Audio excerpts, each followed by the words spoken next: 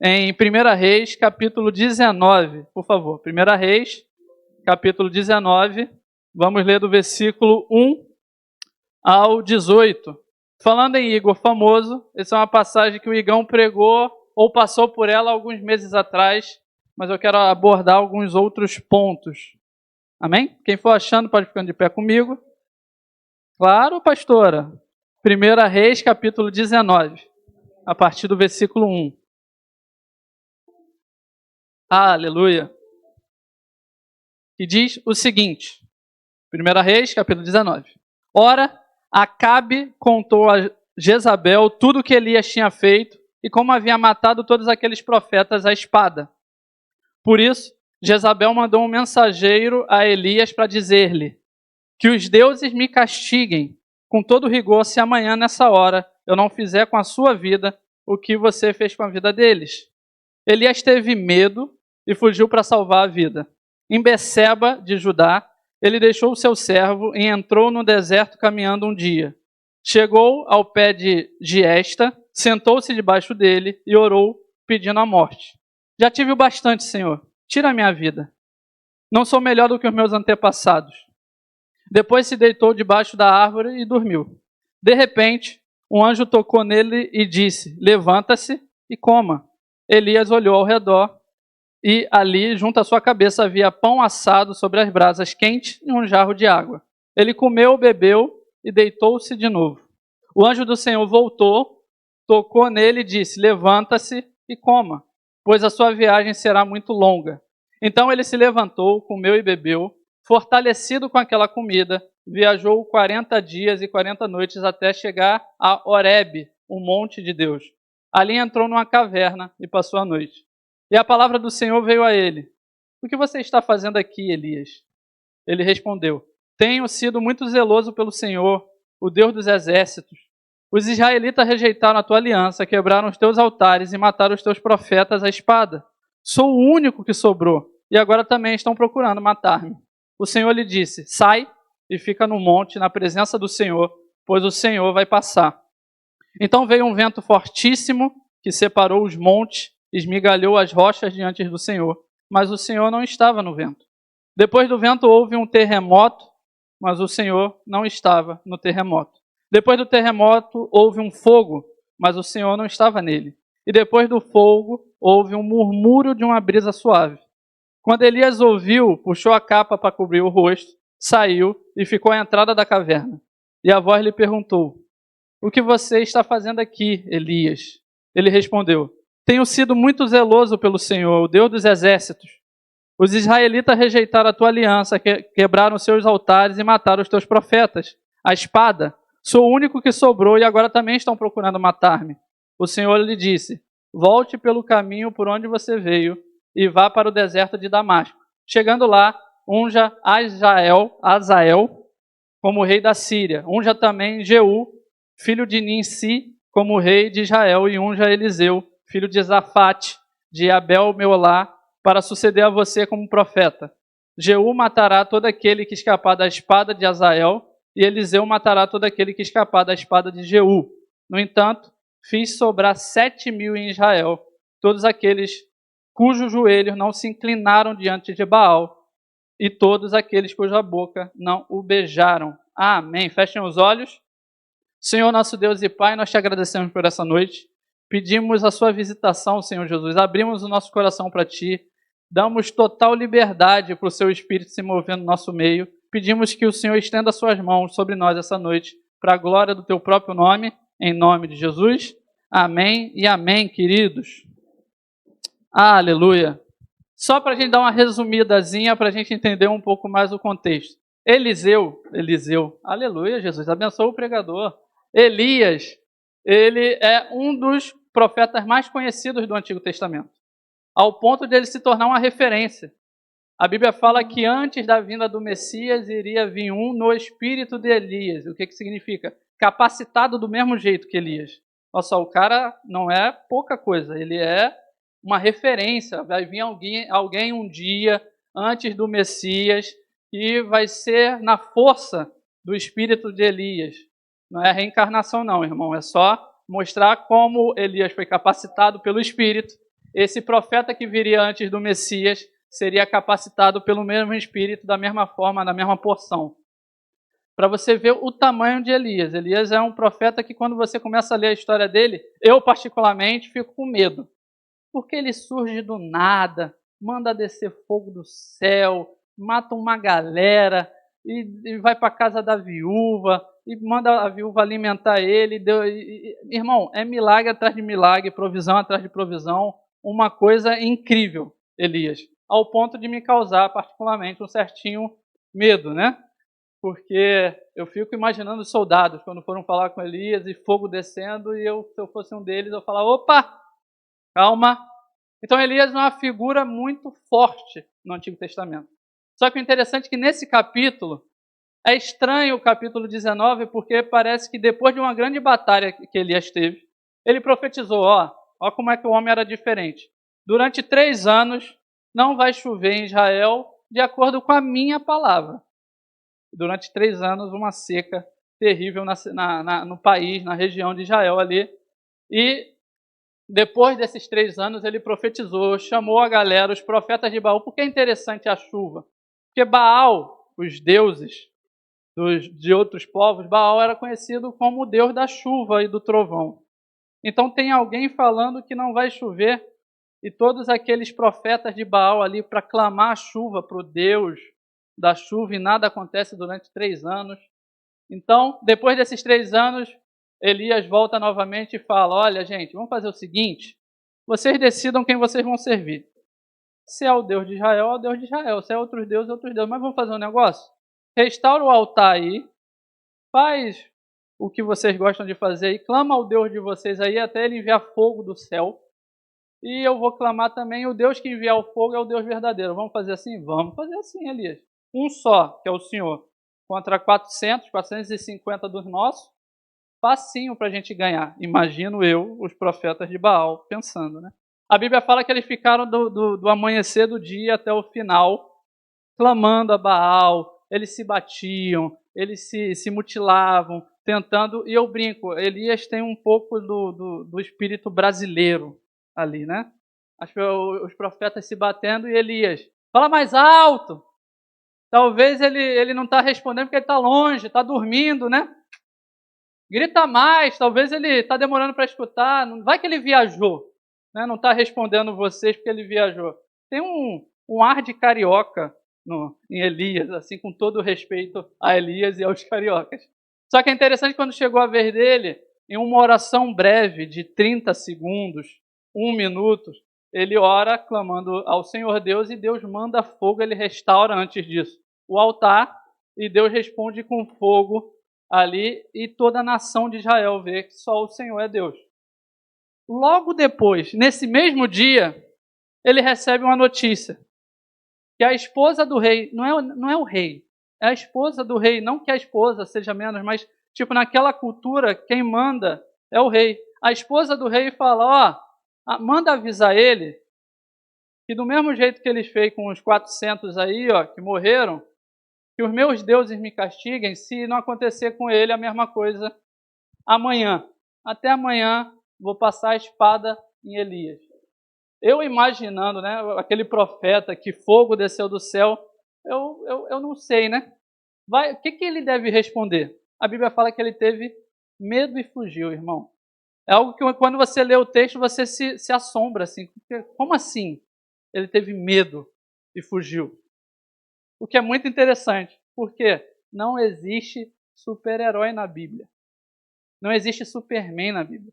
Apesar de ser até aquele momento, talvez o maior profeta que Israel já viu, com sinais maravilhosos comparados a Moisés, ele teve medo e fugiu. E eu brinco que depois que ele fugiu, ele quis ficar sozinho, que é uma característica até perigosa. A gente começa a se isolar na tristeza. A gente quer ficar sozinho, ele deixa o servo dele, e a Bíblia fala que ele entra durante 1 dia no deserto, andando sozinho. E ele para embaixo de uma árvore no deserto, muito bonito. Se você pesquisar o nome, botar no Google, você vai ver que ela é bem bonita. Ele para embaixo da árvore ali e clama ao Senhor: Senhor, me mata. Já vivi muito, já está bom. Me mata, Jesus, estou cansado. Eu, se fosse Deus, e graças a Deus eu não sou, eu brinco, né? Quando eu leio essa passagem não faz sentido, porque se eu sou Deus eu falo, Elias, você está fugindo da mulher que já quer te matar e está pedindo para eu te matar. Se eu sou Deus eu apareço lá e falo, Elias, é só você voltar. Já vai acontecer. Não precisa se preocupar muito. Volta lá que ela já quer fazer isso contigo. Só que Deus, na sua misericórdia, amor e graça que só Ele tem, na fraqueza de Elias, aparece um anjo. Eu não sei se vocês já viram, irmão, um anjo. Eu imagino a cena. Elias está tão triste que ele adormece embaixo daquela árvore, de tão entristecido. Ele dorme e quem acorda ele? Um anjo. E fala, Elias, aí, ó, come e bebe. Provisão, sobrenatural de novo. É milagre atrás de milagres acontecendo na vida de Elias. Ele come, bebe e faz o que depois? Fica animado? Dorme de novo. O homem está abatido, está triste, está sentindo... Parece uma frustração. Eu não sei, eu tento ler o texto, não está escrito declaradamente, mas parece que Elias, depois daqueles 3 anos, ele estava esperando alguma resposta do povo, do rei, da esposa do rei. Vai que veio fogo do céu, lambeu tudo aquilo, água, tudo. Vai que agora ele se converte e de repente ele sofre uma ameaça. Deus aparece novamente para Elias, alimenta ele e a Bíblia fala que ele vai para o Horebe. Quando eu preguei isso pela parte da manhã às 8 horas, eu não percebi. Lendo o texto agora à tarde, pesquisando, Horebe é um monte também conhecido como Monte Sinai. Elias, durante 40 dias, viajou até onde Deus falou com o povo dele, com Moisés, entregou a lei. E Elias, naquele monte, não sei, talvez a tristeza dele queria remeter ele para um lugar de Deus, onde Deus falou, onde Deus ainda fala, onde o nosso povo tem uma história. Eu não sei qual era o coração de Elias naquele momento. E eu não sei qual é o coração dos irmãos essa noite também. Porque é muito interessante, Elias não estava fazendo nada de errado, irmão. Ele foi chamado como profeta, está no ministério atuante. Ele está fazendo o que ele nasceu para fazer, digamos assim, e cansou. Ficou abatido. A vida cristã, às vezes na jornada, durante a jornada, a gente se abate, se entristece. Por que motivo? Não sei, irmão. Coisas particulares acontecem na nossa vida. Às vezes o que me afeta não te afeta. Às vezes o que afeta você não me afeta. Elias aparentemente ficou com medo de algo que, quando você lê o texto, você toma um susto. Como assim? Medo disso, Elias? Olha o que está acontecendo. Tem anjo. Tu está andando 40 dias sem comer nada, sem beber nada e está com medo de morrer. A Bíblia fala que Elias chega no monte, Horebe, e entra numa caverna. Novamente, aí a pergunta clássica, quando a gente lê o texto, é tipo, quais cavernas que nós, eu e você, às vezes a gente se esconde? É do medo? É da ansiedade? Eu já vi tanta provisão de Deus e ainda assim continuo me assustando com o dia de amanhã. Será que Ele vai fazer de novo? Às vezes falta aquela confiança. Não, mas Ele fez no passado. Mas será que vai continuar fazendo ou agora eu estou sozinho? Será que é a caverna do medo que nos aprisiona? Será que é ansiedade? Será que é angústia? Será que... Eu não sei, irmão. Particularmente, às vezes o que nos afeta, como eu falei, é bem particular. Só que a Bíblia fala, é interessante, que uma voz vem a Elias e fala para ele, Elias, o que você está fazendo aí? E ele responde, Senhor, eu não sou diferente dos meus antepassados. Talvez eu pensasse que fosse. Eu já vi muita coisa, já vivi muita coisa. Eu achei que eu fosse diferente. Eu achei que eu fosse mais forte. Eu não sou diferente deles, não. Senhor. Senhor dos exércitos. Eu não sou. Eu estou cansado. Só eu sobrei. O espírito de Romário, né? Eu brinco, né? Tem um espírito. Sabe qual é o espírito de Romário, irmão? Não é quando você acha que você é o cara. Tem uma entrevista do Romário que ele fala: quando Deus me criou, ele falou: esse é o cara. É quando você acha que Deus te acha o cara. É o espírito de Romário, né? Tipo, só eu sou, só sobrou a mim. O Senhor só tem a mim, Deus. Tem muito sentimento passando no coração de Elias ali naquele momento. E de repente, a Bíblia fala que vem terremoto, fogo. E é muito interessante, por quê? Porque todos esses sinais são sinais de um Deus de guerra, um Senhor dos exércitos, um Deus poderoso na batalha que luta pelo seu povo. Só que o texto está falando que Deus não estava nessas coisas. e pergunta de novo, vem uma voz de novo para Elias e fala, Elias, sai da caverna e fica na frente do monte para eu falar, eu vou passar e vou falar com você. Ele sai da caverna, vê isso tudo, fogo, terremoto, fumaça. Imagina se a gente fosse criar essa cena em Hollywood hoje, irmão. E só que o Senhor não está em nada daquilo. E é interessante, porque, novamente, são imagens conhecidas para o povo de Israel. E o próprio Elias, quando fala com o Senhor, ele fala Senhor dos exércitos, um Deus de guerra. Só que Deus não está se apresentando como um Senhor de guerra ali. Por quê? Porque talvez Elias não precisava de um Senhor de guerra naquele momento.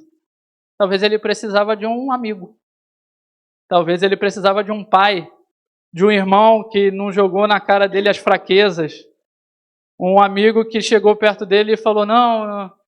E a Bíblia fala que vem num sussurro. Apesar daquilo tudo, Elias já está vendo intervenção divina, Elias acostumado a fogo do céu, terremoto, aquilo tudo acontecendo, e um sussurro suave fala com Elias. É interessante porque Elias talvez está esperando o final da vida ali. E o sussurro suave que se apresentou a ele deu uma nova missão para Elias. Nas nossas experiências de vida, em momentos de grande tristeza e angústia, a gente acha que Deus vai se apresentar a mim e a você como Ele sempre fez. Ou que Ele vai repetir, uma vez eu estava passando por isso, isso e isso, e Deus de repente fez isso e mudou o cativeiro, mudou tudo. Então, quando a gente passa novas situações no futuro, a gente fica na expectativa que Deus venha de novo como já veio e faça de novo do mesmo jeitinho que Ele já fez. Só que o interessante é que, apesar da dificuldade de Elias, apesar do sofrimento de Elias, a gente está falando de alguém que está doente, está machucado, irmão. Alguém que está desistindo da jornada. Alguém que está falando, Senhor, levanta outro em meu lugar aí, aposentadoria, FGTS, faz alguma coisa aí por mim. Está dolorido, não tá gostoso, não está bom, está azedo, está amargo. E Deus se apresenta a Elias como alguém que ele não conhecia antes. No meio de um sussurro suave, ele começa a tratar Elias e continua a dar uma missão para Elias e fala para ele, Elias, agora volta o caminho aonde você veio. Há experiências da vida vivida, humana, de dor e sofrimento que a gente fala, não quero passar por esse processo não, Jesus. Eu brinco. Andar com Jesus parece muito o filme do Karate Kid, Hugão. Lembra aquele filme antigo, Mestre Miyagi, Daniel San? O Daniel San querendo aprender Karatê. O que acontecia?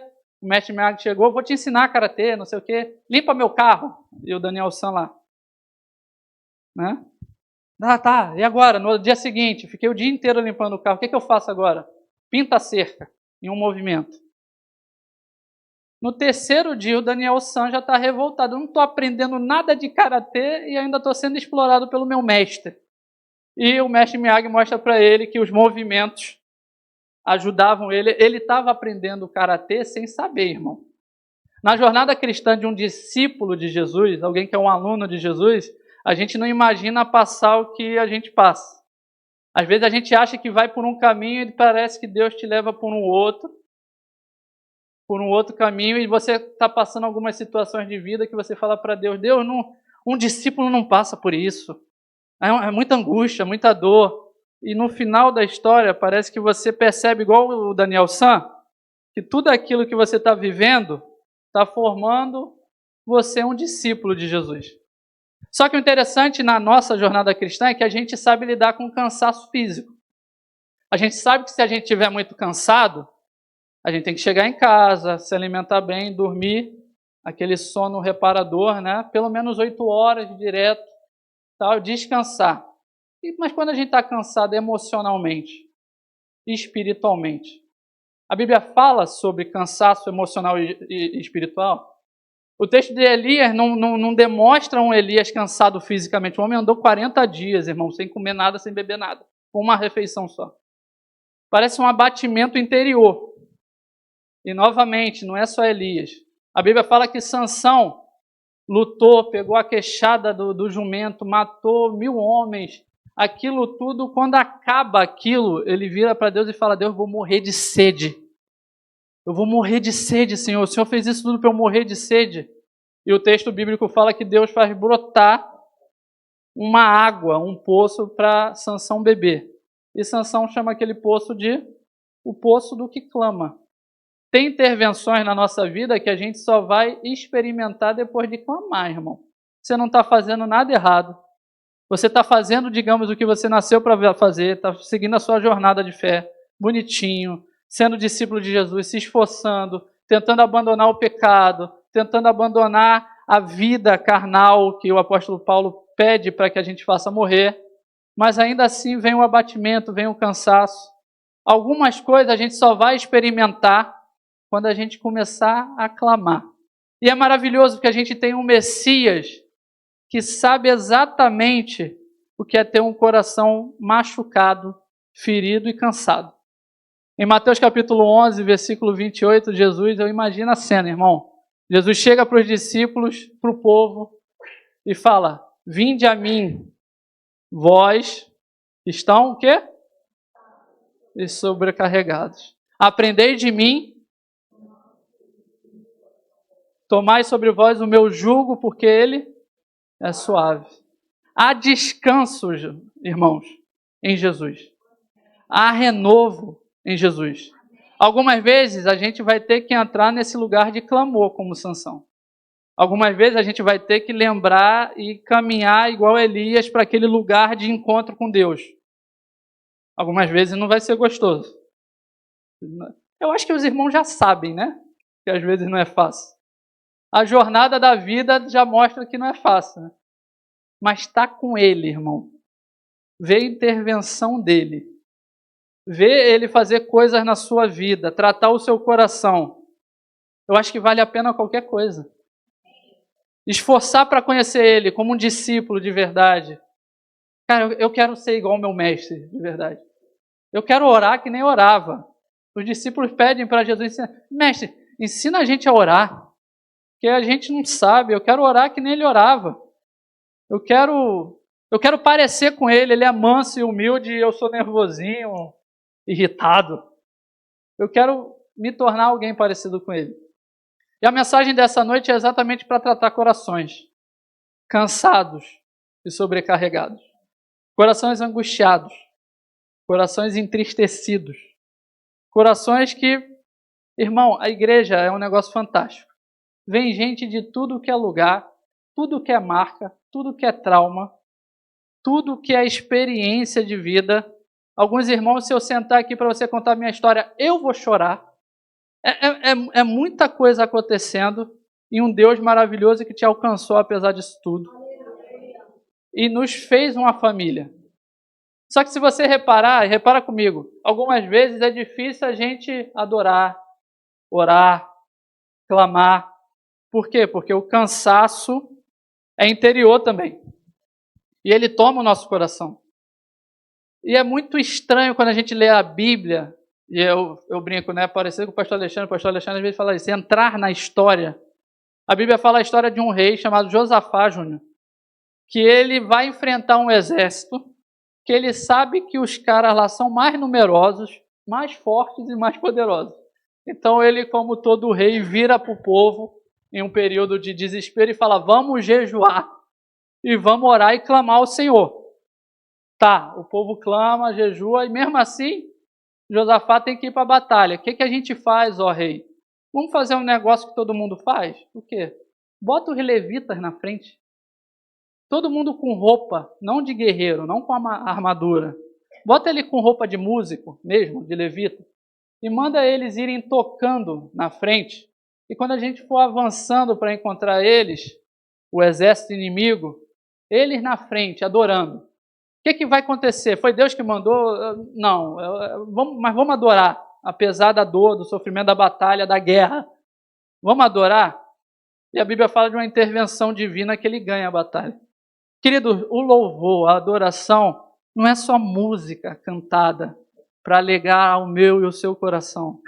É um ambiente de guerra, é um ambiente de avanço, de avançar. Então se renda e aprenda a render o seu coração em adoração ao Senhor. A Bíblia fala de momentos de dor e sofrimento, e o que a Bíblia vai nos orientar a fazer? Sacrifício de louvor. Sacrifício não é um louvor doce. Sacrifício é um louvor que é dolorido louvar. É momentos angustiosos da vida, e você se sacrifica e louva. Porque, irmão, só uma pessoa que não vive na realidade terrena está passando por uma dor e cantando que só tu és bom. Só uma mãe que perde um filho e vira pro assassino, fala, eu te perdoo. Só um pai que passa por sofrimento, só no meio da dor que a gente gera o mais precioso louvor. Só Jesus no Getsemane sendo amassado, espremido, que é o significado de Getsemane, pede ajuda para os amigos, ajuda-me. Gente, eu estou angustiado até a morte, ajuda, ora comigo.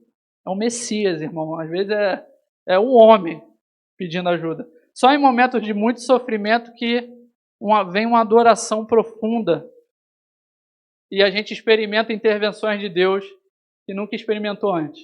Deus se mostra para mim e para você diferente, em um aspecto diferente que a gente nunca experimentou. Eu sempre brinco e conto a história, a gente já está caminhando para o final. Eu contei pela parte da manhã, e é uma história minha. Eu lembro, eu fui criado por minha mãe é cristã, todo mundo já conhece a Dona Rosa, bem tranquila, bem calma. Quem já sabe, quem conhece, sabe. Eu, quando tinha 13 anos, eu viajava, eu morava em Fortaleza, eu viajava de Fortaleza uma vez por ano para ficar com meu pai aqui no Rio. Meu pai carioca, mora em Botafogo. E uma vez por ano eu vinha nas férias de dezembro e ficava dezembro e janeiro aqui, as férias escolares, e depois voltava para Fortaleza, porque eu morava lá. Só que toda a vinda, dezembro era incrível. Janeiro, a última semana de janeiro, irmão, eu sabendo que só iria ver o meu pai agora, depois de um ano, no dezembro, do final do ano, eu chorava muito. E eu lembro que eu entrei no banheiro, em uma das últimas vezes que eu vim de férias, faltando uma semana, eu já começava a sofrer antes. Aí eu entrei no banheiro, liguei o chuveiro, tomando banho, comecei a chorar. Não era cristão, mas sabia do Deus da minha mãe. Tem o Deus da minha mãe aí, que vai que, né? Já conheço ele, já vi ele fazendo umas coisas aí na nossa vida. E chorando, orei e falei, Senhor, 13 anos, o Senhor não me ama. Falar a verdade, te falar o papo real. O Senhor é bom, não é? Eu moro longe do meu pai, fico um ano sem ver. Tem gente que está com o pai todo dia, vê o pai final de semana assim, final de semana, vê a hora que quer. Eu moro a 3.000 quilômetros, eu não consigo vê-lo. E é uma festa quando eu estou, o Senhor não me ama, e chorando.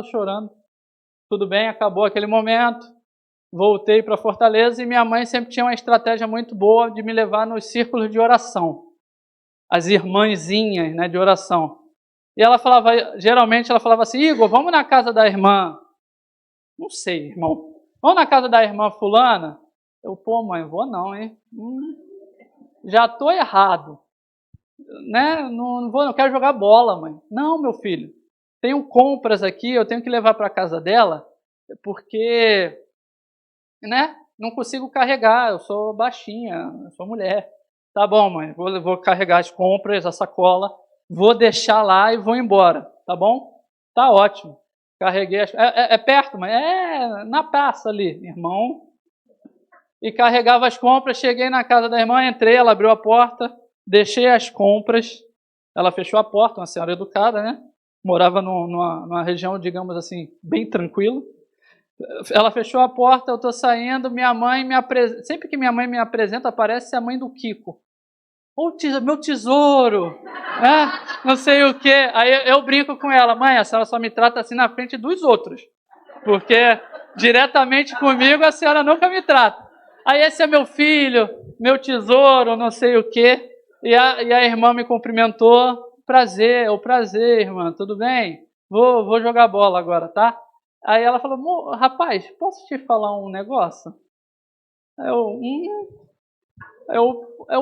Pode falar, irmão. Só que eu não estava esperando, eu não sabia o que era, irmão.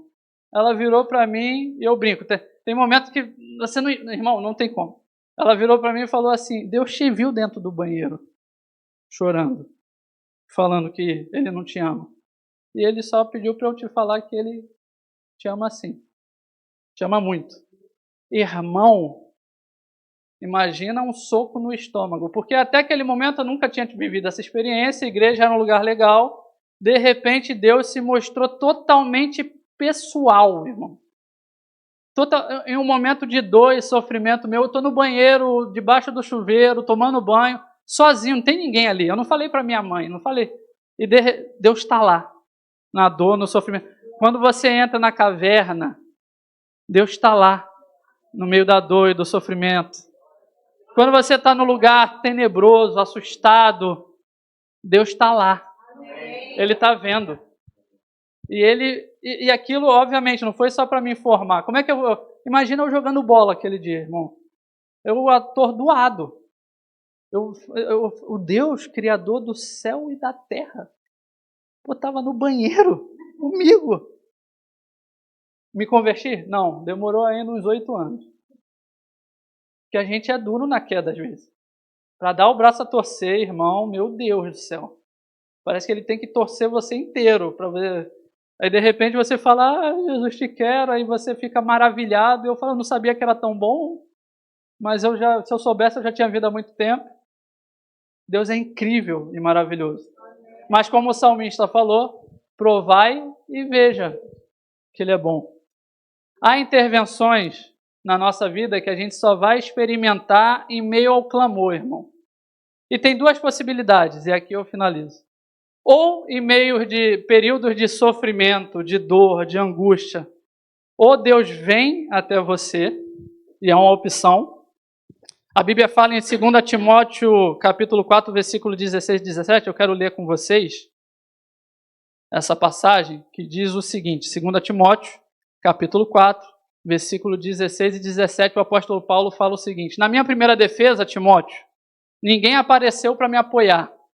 Todos me abandonaram. Irmão, imagina o sofrimento de você estar preso injustamente por causa do Senhor Jesus. Seus amigos, as pessoas que você ganhou para Jesus, ninguém apareceu para estar com você, para te apoiar. Todos me abandonaram, que isso não lhe seja cobrado. Mas o Senhor permaneceu ao meu lado e me deu forças para que por mim a mensagem fosse plenamente proclamada a todos os gentios, as ouvissem, e eu fui liberto da boca do leão. Em momentos de dor e sofrimento, você vai experimentar Deus vindo até você e restaurando o seu coração, te curando. Você não esperava aquilo acontece, é uma coisa maravilhosa. Você fica admirado, Deus te fortalece em meio à dor e ao sofrimento. É o Senhor vindo a nós. Em outros momentos, em 1 Samuel capítulo 30, versículo 6, são a segunda opção. Uma, o Senhor vem até a gente. A segunda opção, eu e você vamos e nos fortalecemos no Senhor. A Bíblia fala o seguinte: Davi ficou profundamente angustiado, pois os homens falavam em apedrejá-lo, a Davi, o rei. Todos estavam amargurados por causa de seus filhos e suas filhas que tinham sido levados em cativeiro. Davi, porém, o que ele fez? Fortaleceu-se no Senhor, seu Deus. 2 opções. Em momentos de dor e angústia, ou algumas pessoas ficam tanto tempo no meio da dor que elas se abraçam à dor e ao sofrimento. Elas criam a sua personalidade em volta daquilo. São o que eu brinquei pela parte da manhã. Tem o time de pessoas que vê o copo meio cheio. E tem o time de pessoas que sempre vê o copo meio vazio. Em meio à dor e ao sofrimento, Elias não está vendo que tem um anjo alimentando ele. Elias não está percebendo ou não está se importando que é uma jornada de 40 dias, uma intervenção sobrenatural, e ele está provando aquilo. Em meio à dor e sofrimento, ele está vendo o copo meio vazio. Está ruim, não está legal. Só eu sobrei, Senhor. Né? Qual a opção? O que você deseja para a sua vida? É o copo meio cheio? Meio vazio? Como você prefere encarar a sua existência, a sua jornada? Ah, porque eu sofri muito. Parabéns, irmão. A Bíblia fala que Jesus também. aprendeu pelo que padeceu, e foi aperfeiçoado ou amadurecido como servo pelo que passou. Mas eu brinco com a Bebel, parece que algumas pessoas que mais sofreram por causa do Evangelho são as mais sorridentes que eu já conheci. São as mais alegres, são as mais brincalhonas, há um senso de humor nelas. É legal estar perto delas, é engraçado, você se sente bem. E algumas vezes a gente nem passa tanta coisa e a gente fica com o coração fechado, endurecido, a cara, né, o irmão não falou comigo, não vou falar com ele também. O louvor, eu cantaria melhor. Já viu, Manu? Desafina sempre, pô. Eu cantaria melhor. A gente vê o copo meu, o que você quer para a sua vida? Em alguns momentos, como eu falei, só vamos provar a intervenção quando a gente clamar. Em outros momentos, a gente vai ter que aprender a se fortalecer no Senhor. Parabéns. Só que o que é maravilhoso é que o Deus, Criador do céu e da terra, que estava lá no banheiro comigo, sabe a dor e o sofrimento que você está passando. Está aberto e disposto a estar com você. Alguns versículos que ele promete, eu vou dar um trabalho. Salmo 23, versículo 1 e 2. Quero uma surra de versículo agora em vocês, irmão. Receba. O Senhor é meu pastor, de nada terei falta. Em verdes pastagens me faz repousar e me conduz às águas tranquilas. Salmo, capítulo 55, versículo 6, por favor. Então eu disse, quem dera eu tivesse asas como a pomba, voaria até encontrar repouso. Isaías 40, versículo 31, por favor. É descanso, repouso, águas tranquilas, lugar de deleite no Senhor. Mas aqueles que esperam no Senhor renovarão as suas forças, voam alto como águias, correm e não ficam exaustos, andam e não se cansam. Hebreus capítulo 4, versículo 9. Essa daqui eu gosto especialmente. Assim ainda resta um descanso sabático para o povo de Deus. Há um descanso no Senhor, é o que o versículo está tentando nos falar. Salmo 116, versículo 7. Retorne ao seu descanso, ó minha alma, porque o Senhor tem sido bom para você. Irmão, a gente recebeu uma graça infinita e merecida.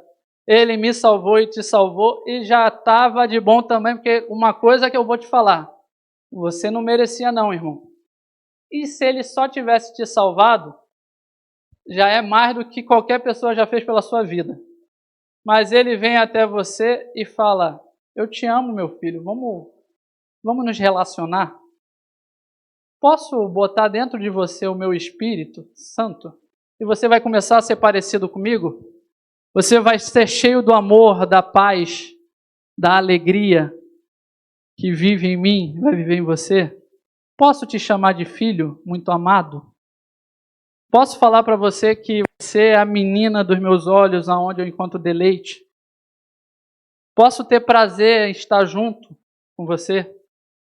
Posso fazer que nem Jesus, e eu e você fazemos, parecido com Jesus, virar para um Deus tão poderoso, o Senhor dos Exércitos, e chamar ele de Abba, pai, papai, paizinho? Vamos ficar de pé essa noite, por favor, como diz o pregador famoso, para parecer que está acabando.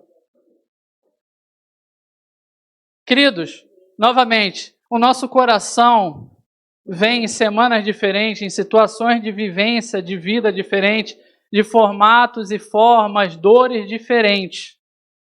Eu não sei o que os irmãos estão passando, e os irmãos não sabem o que eu estou passando. Mas a jornada da existência humana é uma jornada árdua. No mundo tereis aflições, mas tende bom ânimo, porque eu venci o mundo. Né?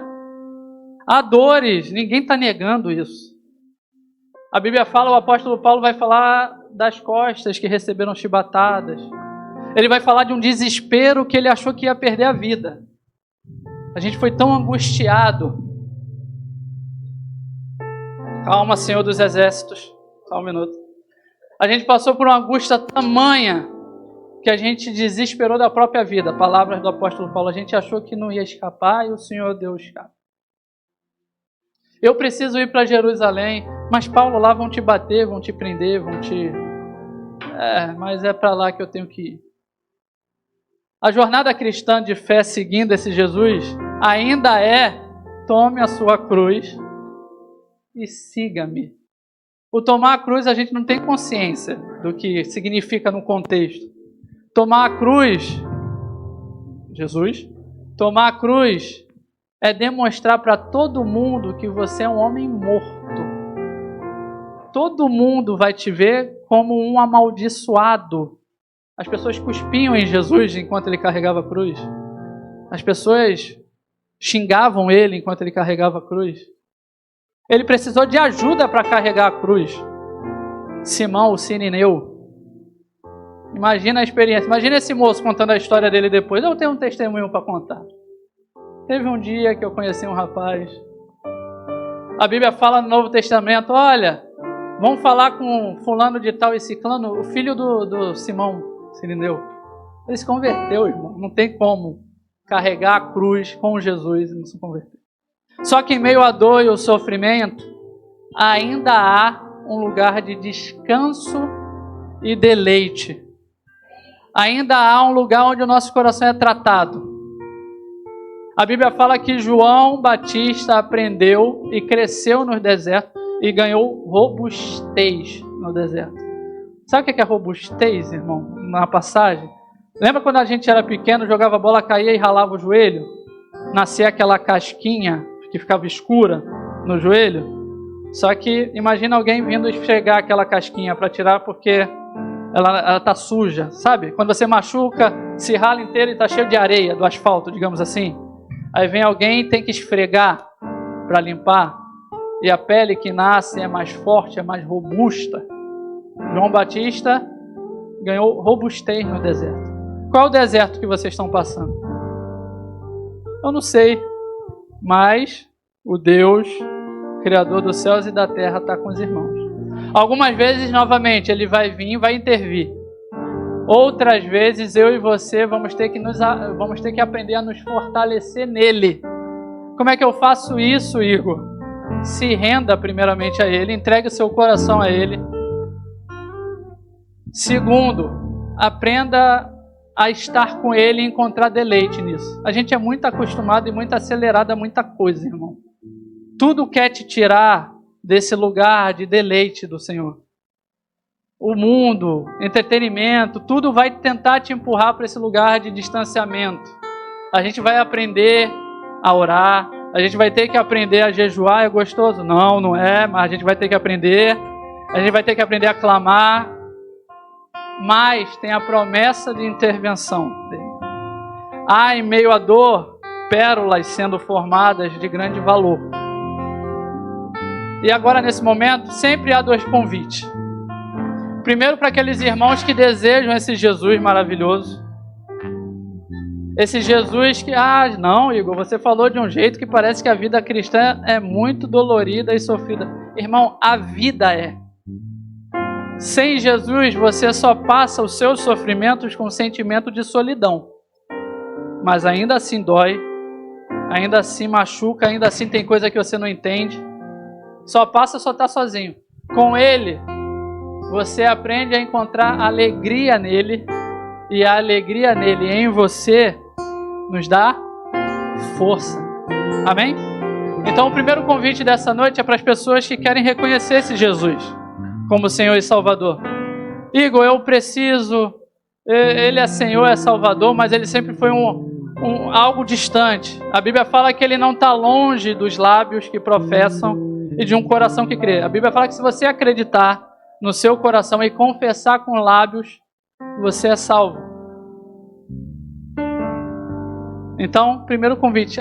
Essa noite, alguém que quer entregar a vida a Jesus? Eu vou pedir só para vocês levantar a mão. Você vai vir à frente. Eu vou te dar um abraço apertado. Vou rir. A gente vai orar.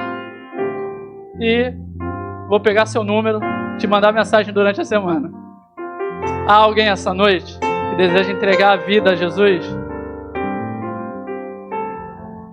Amém. Acredito que todos nós já somos desse Jesus maravilhoso. O segundo convite é para os corações cansados, irmão. Como de Elias, abatidos, com medo, angustiados, sofridos, machucados. Eu vou pedir que você venha à frente e a gente vai orar junto, clamando a esse Deus, porque esse Deus também que a gente clama, eu também preciso dele. Então venha à frente, o convite está aberto. Deus abençoe a sua vida.